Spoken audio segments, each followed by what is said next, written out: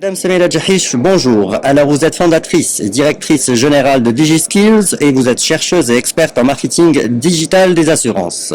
Merci de répondre à ces questions pour Algeria Invest, qui est la première plateforme digitale dédiée à l'investissement en Algérie. Alors, première question, qui dit cyberattaque dit aussi cybersécurité. Dans ce contexte actuel où la numérisation de tout touche à peu près tous les secteurs de l'industrie et de l'économie, la cyberassurance en Algérie est-il un créneau porteur? Oui, bonjour. Oui, la cyberassurance est un créneau porteur, mais il peine et il tarde à venir et à trouver place dans le marché de l'assurance algérienne. La raison, peut-être parce qu'on ne maîtrise pas encore ce risque, c'est un risque nouveau, mais n'empêche qu'on doit y réfléchir parce que toute perte d'information peut coûter très cher pour porter un coup fatal à l'entreprise, même à une nation. Donc, il faut penser à une solution alternative parce que le risque zéro, il n'existe pas.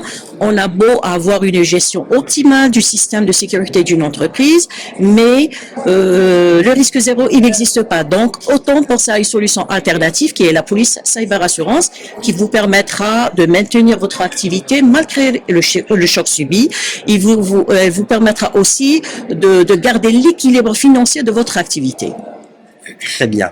Donc, en termes d'investissement, est-ce vraiment opportun d'investir dans ce créneau, car vous avez vous-même investi dans ce domaine, donc...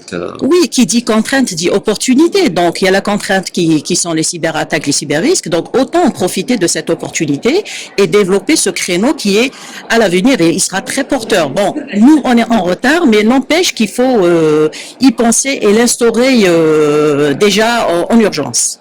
Justement, votre qualité d'investisseur dans ce secteur purement digital, un mot à l'attention des investisseurs, qui soient algériens ou étrangers, qui voudraient plutôt investir dans ce créneau. Je n'ai pas saisi votre question. D'accord. Je vous disais qu'en votre qualité d'investisseur dans un domaine qui est purement digital, Oui. un mot de votre part à l'attention des investisseurs qui voudraient justement investir dans ce créneau. Moi, j'encourage les investisseurs les investisseurs non, parce que nous, on a besoin de compagnies d'assurance locales, parce que le problème, il n'est pas dans les compétences. On a des compétences, on a besoin d'actuaires qui vont reformuler et développer des formules pour calculer cette prime de police cyber.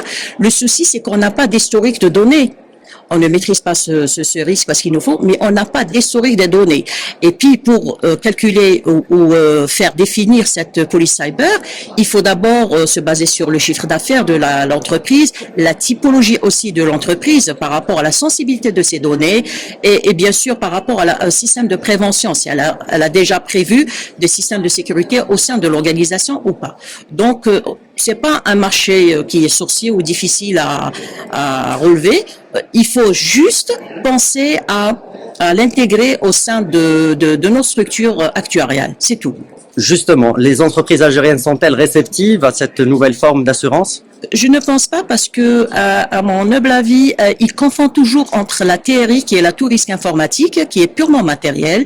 Ils confondent entre tout ce qui est risque qui touche au parc informatique, c'est-à-dire aux serveurs, data center, le PC, les mobiles.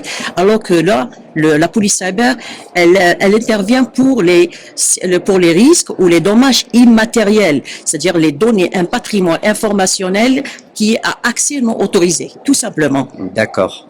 Je vous remercie, Madame Jersis. Merci pour cette interview. Merci à vous. Et Aïchek, merci. Au revoir. Au revoir.